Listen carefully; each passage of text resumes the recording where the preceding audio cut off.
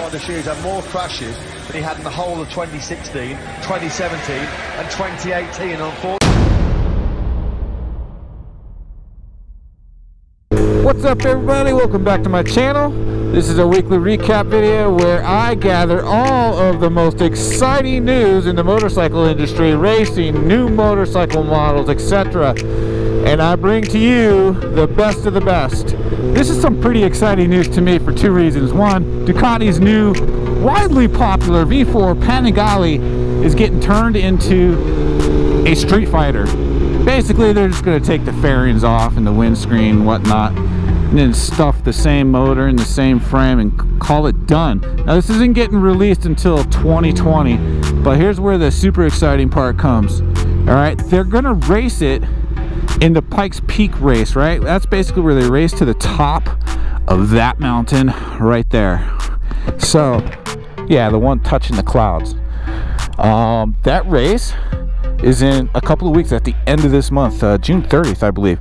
Now, as weird as it's going to sound, I've never been to it. I've lived here in Colorado for about 16 years altogether, just on and off different times. I've moved away, come back a couple of times. 16 years total. I've never been to that race. It's literally in my backyard, and I've never been to it. So we're definitely going to go this time, try and see if we can capture some footage of this new prototype Ducati Panigale V4. And that should be pretty exciting, so I'm stoked about that. Get to see a race I've never seen before, and we'll hopefully get eyes on this new prototype Ducati. Pretty cool. Now, this next news story is kind of, I don't know. How do I describe it? Depressing, sad, all of the above. But basically, the United Kingdom is going to start testing out sound cameras. That's right, cameras that are made specifically to test the sound. I guess they're going to be able to, through these cameras, be able to take into account the speed at which you're moving and other different parameters, and they'll come up with some kind of arbitrary sound decibel limit of some sort that some politician's going to decide is acceptable.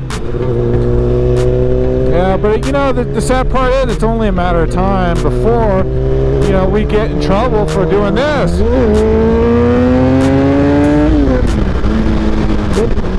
I love that sound, man. I don't want a ticket for the sound. So that's depressing news. Let me get off this interstate because I think there's a little too much wind noise. I want you guys to be able to hear me loud and clear. So MotoGP's had a couple of rounds since the last time I've done a recap video. I think they just did Cataluna this past weekend. Marc Marquez tore it up. He's on a tear. Something drastic's going to happen for him to not win the championship. I don't see that happening. So, but the previous round, Mugello, Marc Marquez was top form again.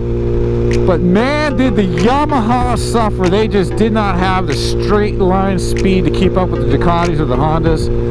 And basically, Valentino Rossi's called it. He's like, hey, there's no way I can compete for the championship on this Yamaha. Oh man, that just had to hurt. So, yeah, he's saying he's going to change his focus to individual race wins, which, I don't know. I mean, winning races is part of winning a championship.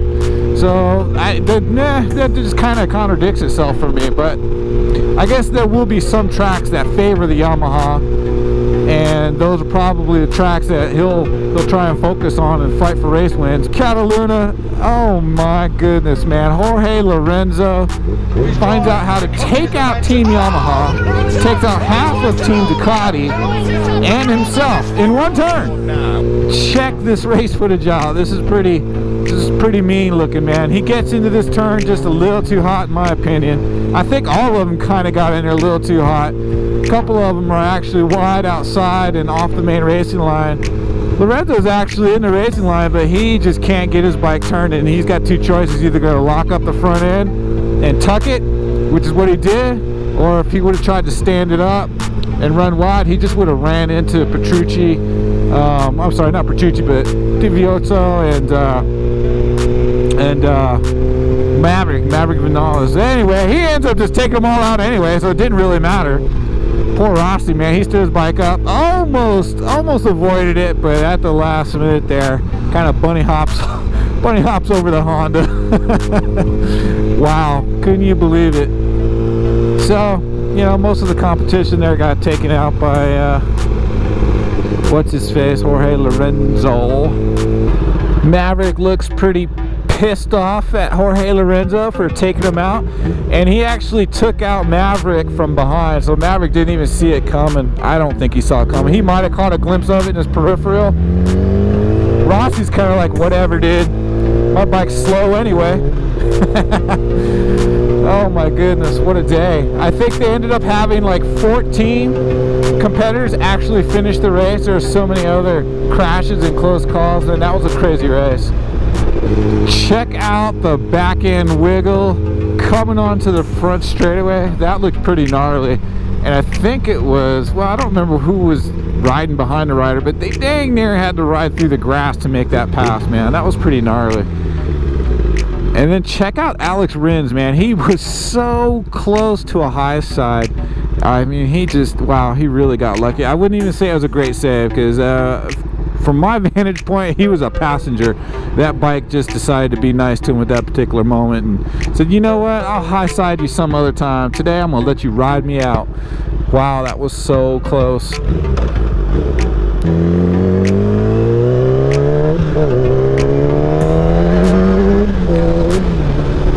I always like it when the big boys make a mistake, whether it's a top factory rider on a motorcycle, or in this case, MotoGP comms. Let me try that over again. MotoGP.com's website.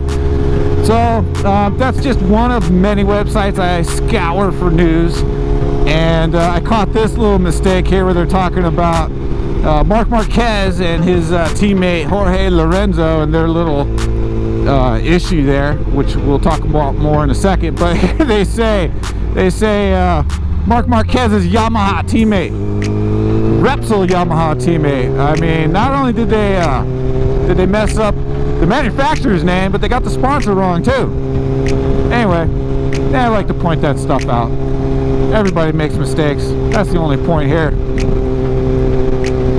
How about this, man? Marc Marquez basically giving the finger. I mean, not basically, I think he literally did give the finger to his teammate Jorge Lorenzo. The best thing I could figure is it was like the last lap of free practice, I believe, free practice number 3, and I think Marquez was trying to lay down a heater lap there at the very end, and Jorge wasn't exactly going slow, but he wasn't going for a fast lap either, but he was really close to the main line instead of trying to give people behind him a little bit more room. I suspect he didn't even know Marc Marquez was coming, because you can see him look around after Marc passes him, but then Marc, wow, he just kind of goes off on his teammate. Oh man, that was brutal. Come on, all the lights are red. What's going on here, people? Oh goodness, whatever. What you doing? What you waiting for? You got a green light. What are you doing? Yeah, press the gas pedal, make the turn. So check out these like wheel covers. I'm really not even sure what to call them. I'm pretty sure that it's an attempt to be more aerodynamic in sound and basically make the Ducati probably the fastest bike, I think, at least in World Superbike. In MotoGP, the Honda and Ducati are pretty close, but I still think a lot of people think the Ducati is faster in MotoGP as well. But it's definitely by far faster in World Superbike. So that being said, that's the only thing I could see these wheel covers being used for, is to be more aerodynamically efficient, thus go faster. But it's pretty interesting to see them, and I wonder if they've been in a wind tunnel and if any of the other teams will start incorporating these. Last but not least, we're going to leave you with the worst hula hoop dance ever in the history of mankind. Here we go. Boom. Marc Marquez trying to hula hoop his reef. Whatever.